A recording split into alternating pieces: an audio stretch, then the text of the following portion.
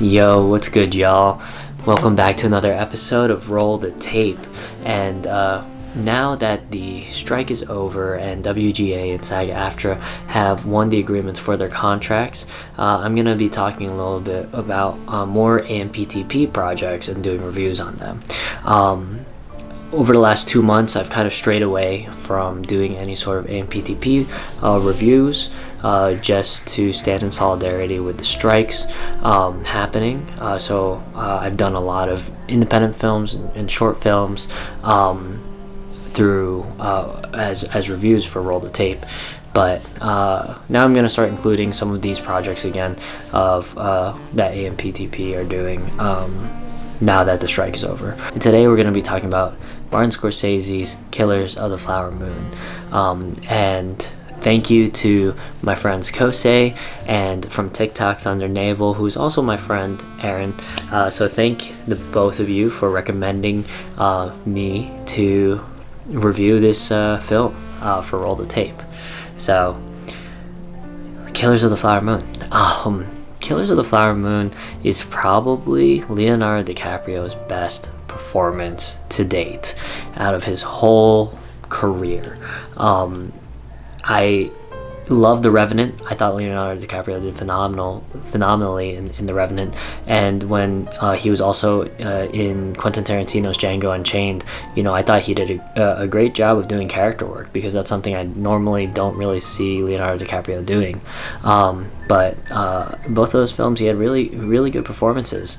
But this, Killers of the Flower Moon, this performance tops everything he's done. And from the first moment you see him, first moment you just see his character and see his physical body language, and then to the first moment he speaks, he just feels like a different person. Like, I feel like I'm looking at this character, not as a caricature, but as a real person, and I don't see Leonardo DiCaprio at all. Like, the thing with some of these stars, right, and celebrities, when you see them in films, you kind of you're like, oh, that's Brad Pitt, oh, that's Keanu Reeves, oh, like, even though they have characters, they kind of feel like the person portraying them, right? And you kind of see the person that is portraying those characters, you see a bit of their personality in those characters, which is definitely like a cool acting technique. I know I use that a lot with my characters whenever I do have any sort of acting gigs, and I try to use my personality to ground a lot of these characters. But Leonardo DiCaprio just feels like a completely different person in this film, and it's just a very honest depiction of however he wants to play this character. It feels very vulnerable, it feels very real, and like the subtleties in his acting, from his body language to his eye movements, to some of the habitual things with his physical acting, as well as like the accent he's using, very consistent, and just when there's moments for him to be subtle, he's subtle, and then when there's moments for him to be big, he plays it all out and goes all in, and is just phenomenal. And I was blown away by his performance. So a lot of props to Leonardo DiCaprio. Lily Gladstone also did a phenomenal job as well. I thought that her performance was very captivating, and she played this matriarch, and played that character very, very well. Had a lot of this really good poise and this kind of strong nature around her, and I felt like you could see it. Just a lot of it came from her body language, and you could feel that type of power that she held in the community. And Lily Gladstone's performance was also very, very well done. I also want to give props to Martin Scorsese in the storytelling, because this story is about a situation that happens to a Native American community, and it's a terrible situation, and this story being about a Native American community but being directed by a white man is something I was very nervous about when I heard about this movie, and I wasn't sure how I felt about it. I really wasn't sure if I was going to watch this movie, but I'm really glad I did, because I give Scorsese a lot of props, because he did a good job of, in my opinion, of respecting the story and the history of what happened to the Native Americans, and giving their perspective and showing a lot of their culture and community, while also addressing the tragedies that happened to their community without it feeling like trauma porn, in a way.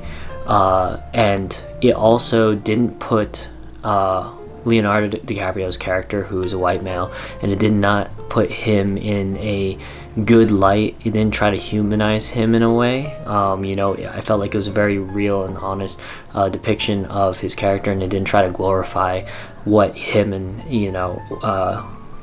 his family like did to this community. It really played in this gray area, in this anti-villain area, or anti-hero, it played in this gray character area really well, without glorifying it, and without it without it disrespecting the experiences of the Native American community. So I give, and I don't know if I'm the right person to be saying that, because I'm not part of the Native American community, but as someone who is Filipino and part of a community whose indigenous people have been destroyed by colonization, and have been affected by colonization, and I definitely feel like this film was did its best to not disrespect the experiences of the Native American people during this process of colonization. And it definitely pointed a lot of fingers at the issues of the government, as well as the community, and the power that is abused by a lot of these historical white figures. So and if there was anyone to point fingers without a huge fear of anything being done to them, it's Martin Scorsese. So I give Martin Scorsese a lot of props for pointing those fingers and addressing those issues, and showing that what was done to the Native American people was wrong, and really emphasizing that. So I thought it was a very interesting film, and I thought the performances and the acting were beautiful. The cinematography was beautiful. It's a very artistic film as well, and Martin Scorsese definitely makes a lot of strong artistic decisions, so I give that a lot of respect, because it feels like it's I feel like this movie starts to pay a bit of homage, I guess, to more of his roots, with a lot of his original films, a lot of his older films, I'll say. And I do think that this film felt like a very artistic film, and I personally enjoyed that. It's a little bit of a slower feel, but it doesn't feel super slow. So it's a 3.5 hour movie, but I personally didn't feel like it was 3.5 hours. So